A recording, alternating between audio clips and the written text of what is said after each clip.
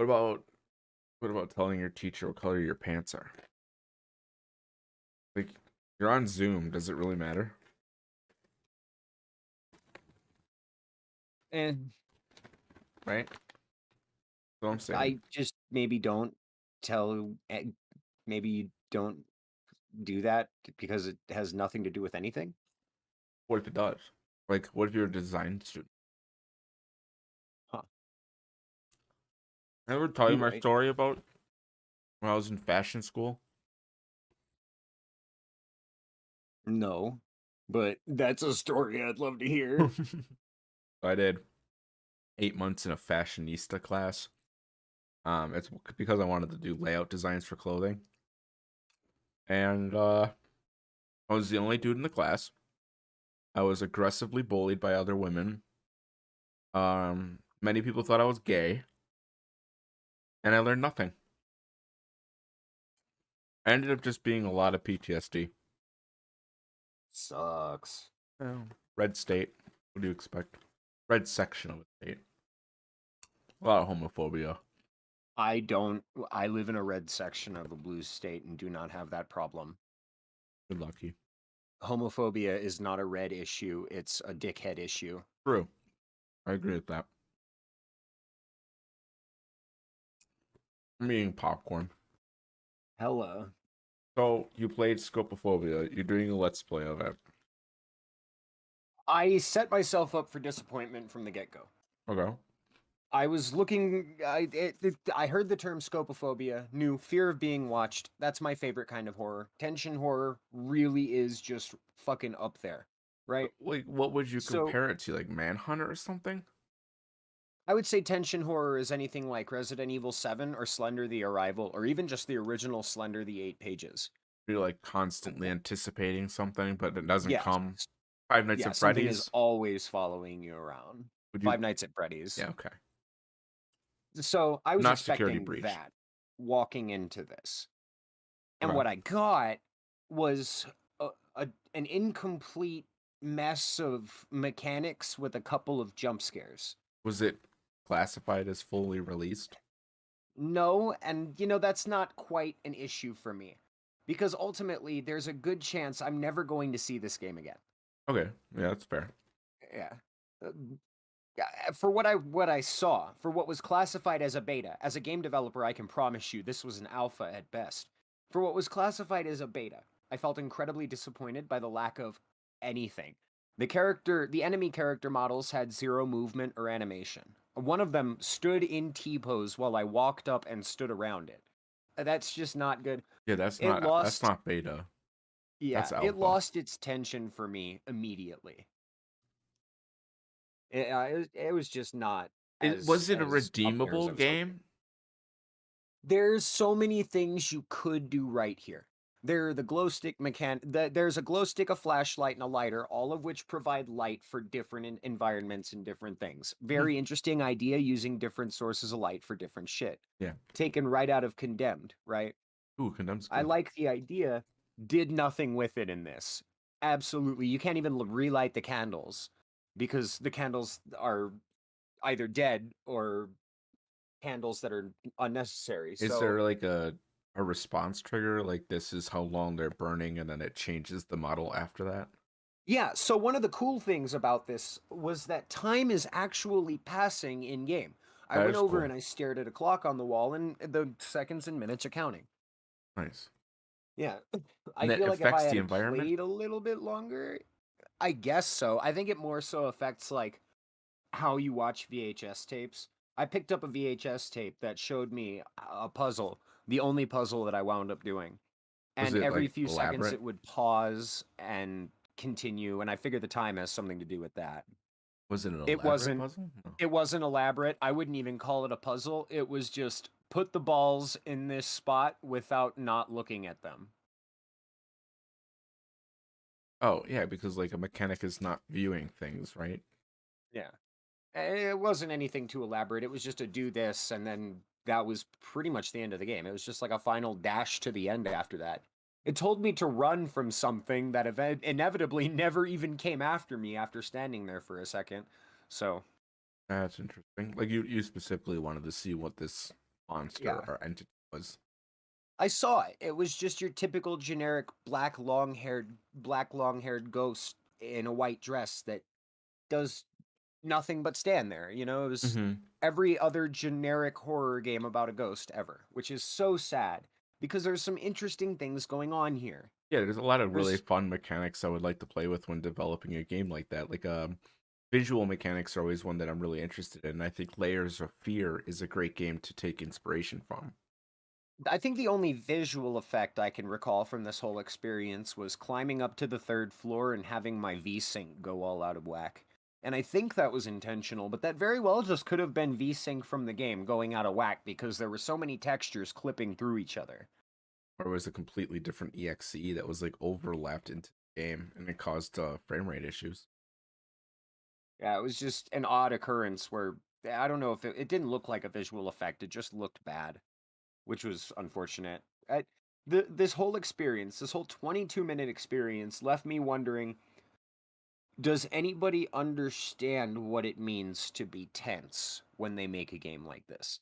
Like, have they ever actually experienced the feeling of being watched?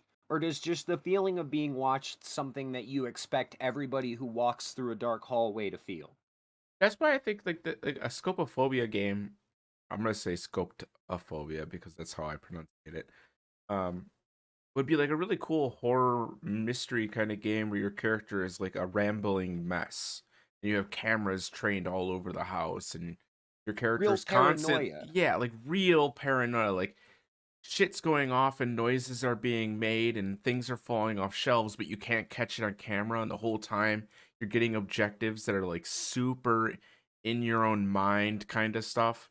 You're And constantly that running around dealing with the effects of your own brain. that is a missed opportunity.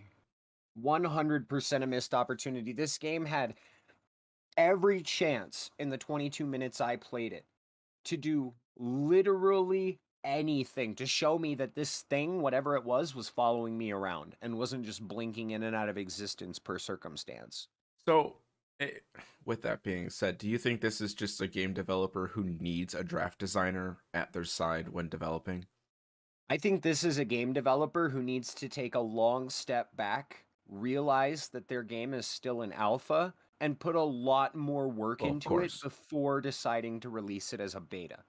There's just the second floor of this hotel environment, Mhm. the little section above the door where there should be a panel or something Yeah. covering it, more wall, were just empty spaces I could see up into the skybox. I jumped through a few of them and looked around just to see what I could see. It was so unfinished. The environment itself isn't even complete yet. So would you How do even you say it's a alpha? Would you say it's like a concept draft? Like it's just a thrown together, this is what it'll look like kind of idea? Yeah, because as far as I can tell, there's really no story yet either. I mean, how many triggers? Could you count the triggers on one hand? Not on one hand. I could count the triggers probably two sets of my hands over. Yeah, maybe 40 or 50 things to do. Small things you can interact with, large things there you can, for some reason, just looking at the entity makes your heart go down. So you need health items, Like but what? like Dopamine? it's unavoidable. Sorry. They give you painkillers throughout it to give you more heart, I guess, for these segments where your heart gauge depletes when you see the ghost, which only happens for the last two encounters that I went through. Yeah. And painkillers are totally useless up until then. And even then, they would have been totally useless. I could have gone through every single one of those encounters without even using them and still had life left to finish the beta. Did they That beta, bother quote unquote. did they even bother with like a health management system, like an inventory, anything? There is an inventory. I was picking all kinds of stuff up. The painkillers, glow sticks, the Okay. flashlight. I had a diary of some kind. There's a clear vision for nothing here. I honestly, you want the truth? I think this is somebody who spent way too much time staring at the Unity Horror Game Maker asset pack and thought, yeah, I could just like put something together. Gotcha. And I don't mean to be like, but I don't mean to be like that. That's what it is. But I don't feel like the developer has any like real sense of personal passion for this particular game. Like they just Googled weird phobias and then just kind Yeah. of like went off on a tangent in video game. Yeah, it's very lifeless. I like the concept though. That's what's hard. It's like Scopaphobia really does sound like a game that could be a lot of fun. You know, you can take some Phasmophobia concepts, some FNAF concepts, and you can really work it into a cool 3D environment. Throw in some odd mechanics of like, it's late, but then the doorbell rings, and it's like there's actually someone there, and you have to go down and answer. But when you answer the door, you have noises and occurrences going on behind you, and you're stuck in this like perpetual no, no, everything's fine when nothing's actually fine. Like you're straight up going through like a mental decay situation. Just to show like where people actually lose their mind and how paranoia actually is present in people. There's a Yeah. greater way of exploring that concept.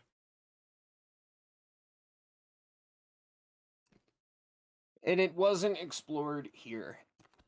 No. Unfortunately, at the end, I was left with every generic jump scare horror game. What's that one recent game that everybody's talking about where uh animal or the stuffed animals come to life or something? There was one that was like giant and blue. Poppy's Playhouse. Yeah. Now that's horror done right. Yeah. There's a vibe to it. There's a unique sense of personality to it. It's given a life of its own Yeah. among the swell of horror games that exist. Whereas this, even down to the thumbnail, was generic. And Poppies is that's indie, right? Yeah. That's like what a team of 10 people. Yeah. That's fucking impressive. And this is the best advice I can give this developer. No matter what, even if you feel like making something that you've never made before, I would rather have something short that you put a lot of passion and time into Mm-hmm. than something long that you're never going to finish because you slap together something generic you don't care about. My recommendation as somebody who hasn't played the game but is, you know, I do make games. We write drafts a lot. Um, do research beforehand. Don't just look up the case files. Look up people's personal experiences with it. Play games that are similar in concept. Don't be Exactly. afraid This to is look at other game mechanics and replicate them because if they work for your style, as long as you have a style, it's okay. You know, the one thing this game could have done to sell me the idea that something was watching me was maybe have some eyes or a head poke around a corner once in a while. I would have fucked with the FOV a lot. How hard would that something would that make the my perspective shift a little bit while I'm looking at some stuff and just like pop up generic horror creature from the asset store at me. I mean, come on, guys. But what is We're beyond this. how do you how do you have a physical entity and connect it to something like scopotophobia? Scopotophobia is not a fear of entities, it is a fear of being watched. Having a random camera shutter outside of your window, but it's actually the glint off of a car going by would be more interesting. The Yeah, you paranoia know, would be hearing the shutter. a serial killer would be far more interesting than a ghost in this particular instance. Yeah, I agree. Or, you turn on the TV and it's like a slew of active break-ins throughout the county. What was the point and click adventure game about the hotel that Markiplier played a little while back? I know what you're talking about, It but I was don't all know the name of it. FMV, and it Yeah. was I can't die. That was a really good tension horror game done right. Mm-hmm. Because you could just stand there and time stops. Yeah. And then you're like, oh, fuck, what do I do? And then you have to make a decision. Very good. It always made you feel like something was around the corner waiting for you. Hell yeah. What you got to do, though, like if you're going to develop a game, we just played Halo CE. And one of the biggest flaws of Halo Combat Evolved is it's very empty. And then at the end, it's everything being thrown at you all at once. Yeah. And we went from absolutely nothing, just kind of pittering around for a little bit, to having to put in some real effort at the end. Yeah, we died quite a bit. which was it's like I just wanted to have a dick around kind of stream, and it ended up being us going, oh my god, when is this going to be over? Yeah. Because it was just This as short as it went on, that's how I felt by the end of it. I just kept wondering when this was going to be over. or how much more It- could there be? Like that is the yeah. worst thing a player can ask themselves is how much could there be left? Yeah, I kept walking around thinking there are so many doors. There's so much broken game here and not a lot is happening. How much of this could possibly be left? And when the game auto saved, I was like, "Oh shit. Is there that much more game left?" Luckily, there wasn't. Nice. I Yeah. just it's sad, because like I said, there is real potential in a game like this. There's real potential for this exact idea with this exact layout to work perfectly, Yeah, and it's just not doing it here. that's why I always tell people, like, if you really do want to have a video game developed or if you have ideas, reach out to somebody who writes. It's the most important thing you can do. Make sure that you have a draft that will flow and be cohesive as a video game. Yeah. Otherwise, you're just gonna end up with the jumbled mess like this. Hmm. This was that it almost was like it was confused and didn't know what it wanted, what it was doing with itself. It couldn't tell if it wanted to be a psychological horror walking simulator or if it wanted to be a Slender. Well, some people really believe that a walking horror game can't be scary, which makes no sense, of course. Depends on the topic and what you're going for. I think that yeah, we historically have seen plenty of walking games turn out terrifying. Look at SCP-173. Oh, of course. And that's the mechanics as well that's making it terrifying. Like you have Yeah. developed mechanics that you need to understand in order to get through it. Of course, Blinking. anything stops becoming scary after a period of time, and that's another thing people don't understand. This game stopped becoming scary after its first scary moment. I found myself walking into a basement room where it built up the tension for just a second and it locked a door behind me, and I really did start to feel like something was watching me for a second. Mhm. And then nothing happened, and I opened the door and walked out and thought, oh, yeah, no, that's, yeah. And then anytime anything else came on, it just failed to leave a lasting impression. Like that tension of when you get to the basement stair and you put your foot on the first step, and then you get that feeling as somebody's coming for you, so you run down the stairs and you look back and there's nothing there. Yeah. But then the tension's gone. Like, you know that was just like a spark of mania. Yeah. Then locking the door behind me and playing some ambiance. The basement itself had a lot of voices going on, and it was real fucking loud. There was nothing subtle about it. You walked down to the bottom of it, voices started going off until you turned a valve and walked back to find the door was locked. And that Ooh, was the whole, Valve. yeah, that was that whole segment. That valve didn't fucking do anything but open another door that led you to, uh, I think I picked up a key on the other side. Okay. Fetch quest. It sounds Fetch like quest for keys. so it sounds like the regular horror fail that is, why do I lock uh, doors in my own house with keys? Yeah, Or why does this hotel just have keys laying around all over the fucking place? yeah. It's just the second those kind of things occur without explanation, I'm just like, this is bad. Like, at least give me a reason why this is happening. Did you have a disgruntled employee that hid all the keys because he was pissed off and now he's Yeah. being arrested? Like, even that is enough for me to be like, okay, I could see that happening. I found two notes in game that I couldn't read that were only about a line long each. I couldn't read them because they were in Russian, right? Okay. Doesn't mean much though. They were both each only a line long. How much story are you going to convey through a single line? And how much is it possible that your character wrote them? Like, you picked them up and they Yeah. wrote them. Yeah, so I looked at those not thinking absolutely nothing of them because that's ultimately what they turned out to be.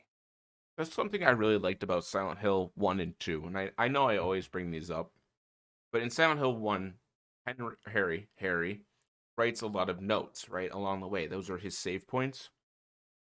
What's interesting is when you come back and you play Silent Hill 2 as James Sunderland, you can find Harry's notes in Silent Hill. That's really interesting, right? Like, that is developing lore. That is lore without specifically saying lore. However, if you're going to produce a game and you know it's going to be a one-off, why fuck with notes? Yeah. That's just a waste of your effort and a waste of the player's time. There are so many actions that you could do, like, oh, we're gonna put a mirror here and a window here, and we're gonna have light reflect off it. The room's gonna light up. The character's going to react with, a statement, and that could put you in a tense mood. Are things actually occurring? It was so quiet before. Why all of a sudden is there city sounds? I'm not in the city. You look out the window. I'm not in the city. Little things, ambiance. Not seeing the empty barren skybox through little cracks in the walls all over the place. Oh, so you're like locked inside. Yeah. I feel like a game like that needs agoraphobia to make it work. The fear of going Yeah. outside. You need to know that something could potentially be even out there waiting for you. Yeah. The possibility of escape at that point even becomes terrifying. Like you run to the door and you're like, your character's like, no, no, no, no, no, no, no, no. I'm safer in here. Or then you run to a window and you're like, I want to stay away from the windows. Little things like that could really increase the tension. Like, why is this person so afraid of going outside? Why is this person so afraid of the windows? That's the tension. Is there something greater? And that's really what was missing here. Something greater. That's what sums this entire experience up after everything. Something What greater. is the greater here? What is the point of this? Why did I go through that? Why did it feel like nothing was happening when clearly it looked like something was happening? That's something I love about the medium is the medium sets you up in a why is this happening? But the whole time it's building up to something greater, something bigger. It never stops increasing the tension on what might occur. And that's really exciting in a horror game because when you actually do have resolution, that resolution is so impactful. I don't want to spoil too much, but when you find out about the twins and the whole story behind the twins, it's a very impactful moment. You also need a something beginning. The introduction at the funeral home is such an impactful moment in the medium, right? But here, just walking out of the elevator into the hallway and finding my room key on the floor isn't a good introduction. Yeah, that's weird. Because it didn't do anything. It didn't set anything up. It didn't explain anything. I couldn't even see the number to my room for a while. And to that, the thing that said caps lock tutorial, something in Russian caps lock, didn't go away the entire time. So it didn't get to tell me that I had to right click to use items. So I walked around like a jackass clicking on doors without realizing I had to use the key on the door.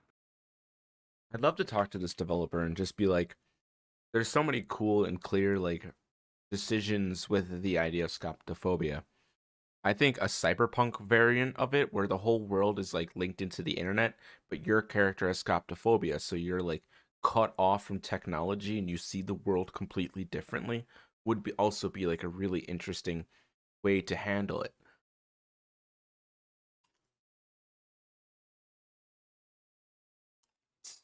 So unfortunate when you see a game like this because Well, the developer is most likely going to move on. Let's hope that the developer sticks with video games. If the developer ever were to see this video, let's not make them think we hate them for it. We don't. No, That's not the case at all. I don't hate them for it. You have real potential as a developer. Go on, do something greater with this, or just do something greater. Honestly, something that is bigger than this because you're holding back so much potential right now. And it's not showing off to people out in the world that you have the potential to be a developer. That's right.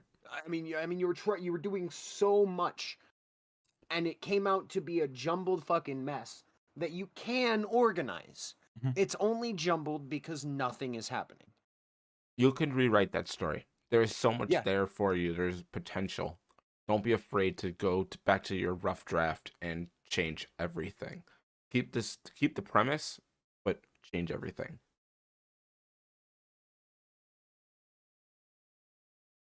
And a lot of people, when they make their first alpha game or they make their first beta game, they get very um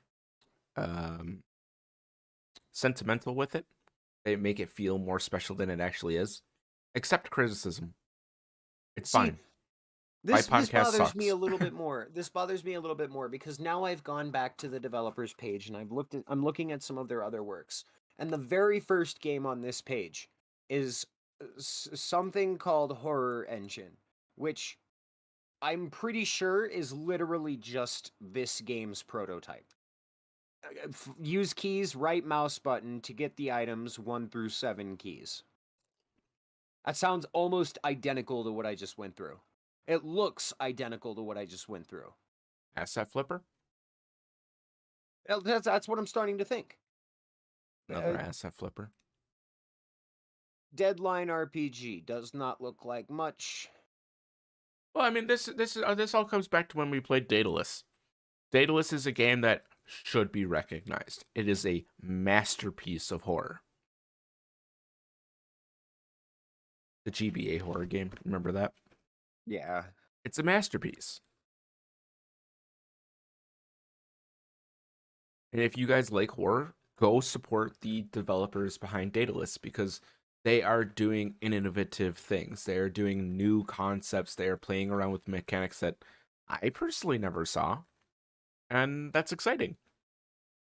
This looks a lot like Unreal Engine RPG assets that just come with it. A lot of this all is just asset flip items. That's fine. Tell a story with it. Do something new. Prove that you can use an asset regardless of how many times I've seen it and produce something special. Because there's then there is real talent here. You know what? I hope this isn't just a complete 100% asset flip because the idea of this developer being able to do horror games and also this fighting game and an RPG, there's a diversity here. There's a developer who's testing the waters in different places, who's trying different things to find out what they're good at. Huh. Yeah, I mean, I that's good. I mean, you should always have a good, diverse portfolio. So learning as much as you can is important. yeah. That's one of the things that I've learned as a QA worker is like, I want to be a permanent QA worker at a studio, right? That's like my dream. Yeah. But no matter what, there are always going to be at least people who are so hyper focused into things like Grand Theft Auto or Fallout. And, a project comes up where it's like, oh, this is an RPG. We're going to stick to only RPG gamers. Oh, we checked your Steam account and you're not that big into RPGs, so we don't really trust your opinion. People act like I don't know what I'm talking about in those regards, and that's always really difficult. So I can only imagine how hard it is for a developer as well. I have to wonder, and I'm gonna have to go back to this with my Oculus Quest. I have to wonder if my experience will feel any different in VR because the option is there. I doubt it. Yeah, that's what I'm thinking. I doubt it too. It's using OpenVR, so there's really not a lot of optimization as far as it's concerned. It probably doesn't run very well, which is a problem. I'll But the take. immersion, I was hoping the immersion might be a little better. My brain doesn't exactly work like that though. Oh, immersion is extremely difficult, especially like this is why I tell people not to get into QA work. For those who don't know, it's quality assurance work. Quality assurance work really jades you to video games when you see flaws that are, other video games don't have, and you're just like, why? Why is this here? Who did this? This programmer needs, better training. That just comes along with the territory, and it jades you from experiencing video games without speedrunning them or constantly, hyper focusing on little bugs that you shouldn't be. Yeah, and putting the focus on the story you're trying to tell is incredibly important in a game about a story.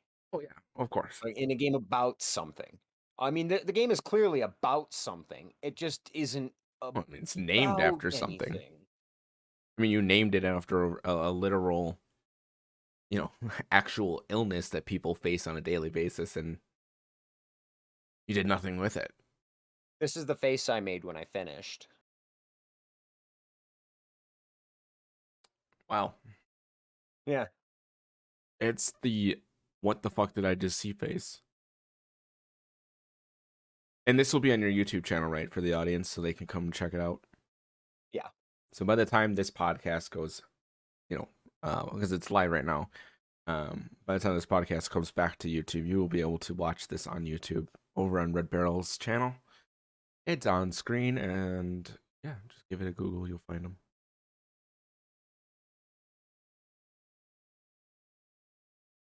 This is GG's. this is a lot better than the conversation I was having about marketalism and why Garfield is everywhere. This is a lot better than that. Yeah, marketalism's a harder thing to explain than just make a game about something. just just take these skills that you obviously have worked on and make a game fucking about something. Yeah. Or if you can't, get a writer who can.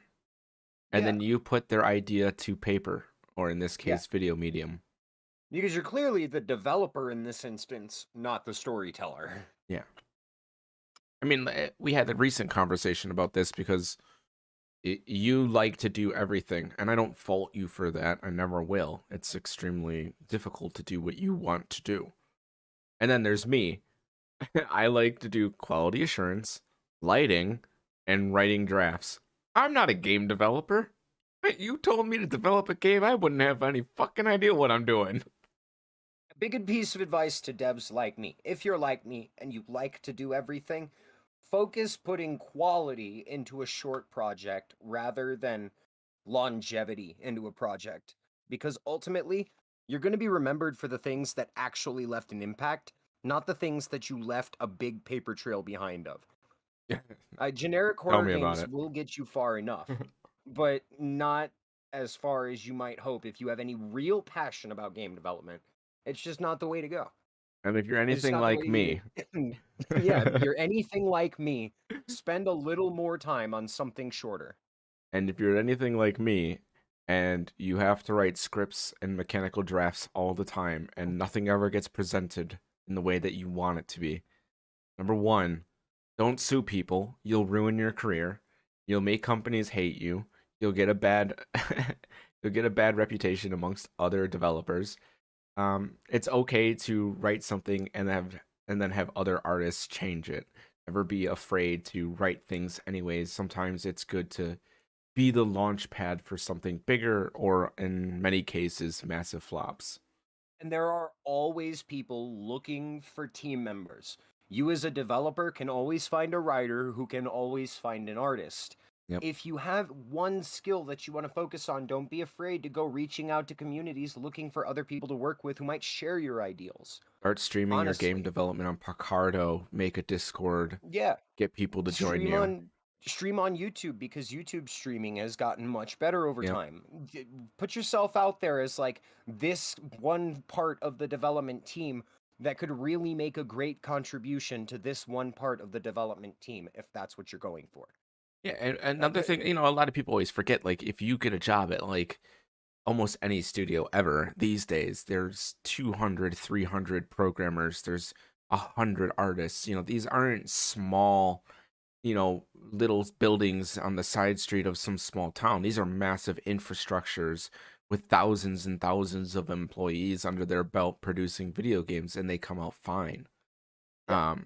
Being an independent artist, you should not be trying to make Silent Hill, 5. It's not realistic. Oh my god, not 5. Anything but 5. Anything but 5.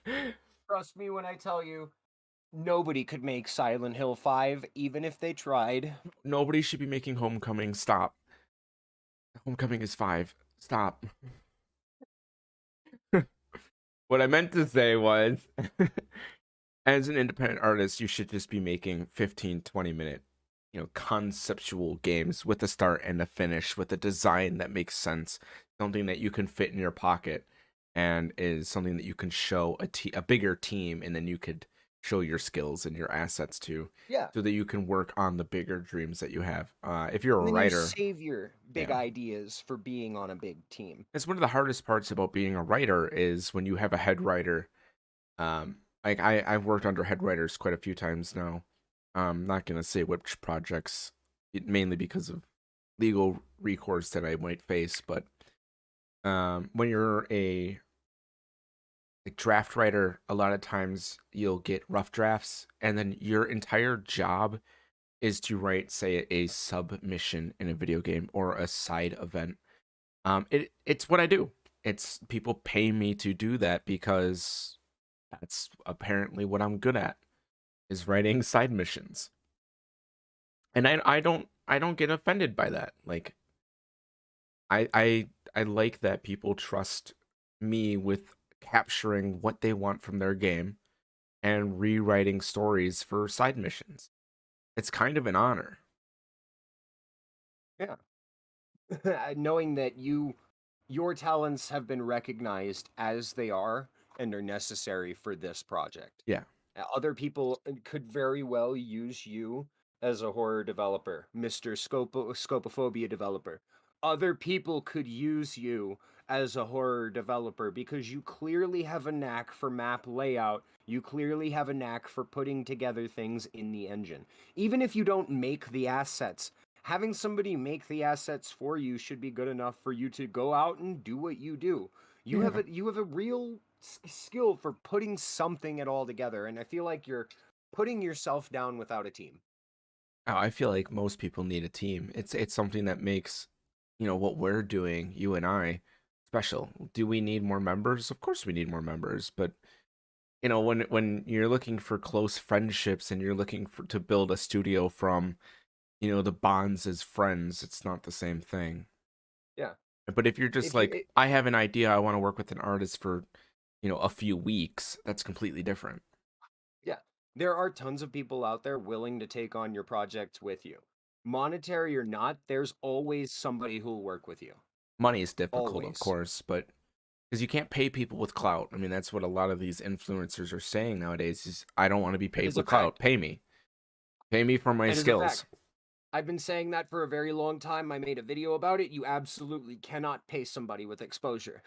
No. But that's not the point. In some instances, there are other developers just like you, just looking for the practice, looking at the long term, seeing the inevitable studio coming of it, where you have the potential to make money. Oh Those yeah. are the things that you could look for too. There's so many different routes you could take to make this terrible experience I just had into a masterpiece if you really wanted to. What I And it's would not even recommend this particular game, just your skills in general could produce a masterpiece. what I would recommend is if you're a small artist or small content creator, um, and you want to do that for a living, be interested in things like Gary's Mod and Roblox and these other sandbox like games because you can produce assets and make money. You could make games and make money. You're not going to make a lot of money, and of course, but it's recognition that you can create. You're getting your name attached to things that you can point at and be like, I made that. And if you have Yeah, a big hit, you can say, I made that. That's my big hit. yeah. And you will be recognized for it. You don't want to be recognized for something like this, though. No, Honestly, you don't want to I be on want, this podcast. If you're on this podcast, you fucked up. yeah, you really have not made it far if you're here. Well, I hope we can just give a little bit of personal advice though away from this. Like take away whatever you will. The biggest thing you should take away is do something better with this, hopefully with some help. again, if anybody wants to see what he's talking about, it will be on his YouTube channel. Go check that out. Yeah, of course. And other people are gonna be like, well, who are you to talk and blah blah blah. It's like, well, you make games, you make YouTube videos, you make stuff, I make stuff. Like at the end of the day, it's called critical review. It's called Monster Mecha Podcast. But it's a critical review of something that has potential. And we're not here to take an artist and say, this is the end of the podcast, by the way. We're not here to say you fucked up and there's no redemption. We're here to say, here's what you did, here's how you do it better. Exactly. The most we can do is offer a bit of genuine advice and hope you take it with you after you've heard this. Mm-hmm. And pray to hell you don't end up here again. because next time I'm not gonna be so give advicey with my advice. Yeah, you can get pretty mean on some subjects, but so can I. Like I would love to sit down and talk about Silent Hill 3 or Resident Evil 8 or all these other games where I feel there were mistakes, but you sometimes feel the opposite. Silent Hill 3, for instance, you feel the opposite. We're both kind of in agreement that there are a lot of problems that need to be discussed here. Yeah. And you I love have a Resident good Evil 8, feeling. but I have a lot of problems that I want to discuss. I have a good feeling we're not going to see this developer on this podcast again. If not for them not making another game and just focusing on this, and because they've moved on to something better, which I hope is the case. Yeah, I hope so as well. I mean, we're talking about years of development by yourself, so odds Yeah. are they won't be. But that's Scopaphobia. That was on HIO or something, I'm guessing. Yeah. Yeah. I'll leave a link to that in my YouTube channel video, which will have a link to that video in this description when that goes live and this goes live. And Well, it is live right man, now. that is a lot of links. We do always. This will be a disclaimer at the end of every podcast. Please don't go and attack these content creators. That's not the point. Yeah, absolutely not. Show some support, be encouraging, tell them that there's real potential in their games. Be Show them. personable about this. Send them the podcast. Say, hey, these guys are talking about your game. Don't take it as negative. They just want to help. Yeah, because Because that's really at the end of the day all this is. We can just offer advice. We can't change it. We can't take it down. We can't make it ours. We can't do anything about it. All we can do is offer a little bit of advice and hope that you take it. that's about it. That's all we want to do is help. Yeah. Because there's a lot in this world, like with Fortnite and everything. There's a lot of games that people refuse to play. There's a lot of massive corporations that people don't want to support. There's a lot going on, and we don't want to push small content creators out of anything, because if we're left with only AAA games that nobody wants to play except for the people who don't give a shit, what are we gonna play? The people who do care. Yeah. And there are a lot of people who care. There are a hell of a lot of people who care. Us, people who are gonna watch this. I mean, that's why you're here, right? I mean, if you're at this channel right now watching Monster Mecha Podcast, it's because you care about video games, how they're designed, how they're drafted, their art style, everything. Like, you are a super nerd for video game development. That's why you're here. You're looking for a more casual video game development stream from two guys who talk about it in the most casual way possible. Yeah. I could have full on reviewed this and really hammered into some of the things I hated. But that doesn't get anyone anywhere. No. No, YouTube bandwagoning isn't gonna help anybody. No. That's instead I'd rather offer positive bits of advice to make it a little better. what's gonna make it hard is when we discuss games that are carried on by like Jacksepticeye, Markiplier, and those bigger guys who play indie development games. Because those people are gonna get a lot of attention, and that's gonna be really hard for us to be like, hey, here's some literal critical review kind of stuff that you could do to make your game better. And it's going to be really hard to get recognized in those moments. Hard for you, maybe. I have absolutely no problem voicing my Oh, no, opinion no, when I have no, a no. problem. That's not what I mean. I'm not worried about us. I'm worried about these people who are going to have hordes upon hordes of people playing their game when it could be unfinished or it could be a very early stage of their game. Yeah. And that's upsetting to me. Like, I know people want to see their game succeed, of course, but when you have hundreds of thousands of people playing your game and you're like, it's not done. You know what I mean? It should be done. Or at least be presentable. Yeah, present a demo. You should never present something like a full game. You should present a demo. Put a hard ending in your demo and be like, no, this is all you get to see. If you want to see more, come back. I want to finish this. As a developer that is smart, bring back demos. It is the healthiest way to be a producer and get your word out. I'm talking to producers now, not even developers. You can tell I've worked in too many studios. Ugh. I hope to see more. I also don't hope to see this again. You know, as a good closing note, I think that's my final about this. Well, you're gonna see more of it because that's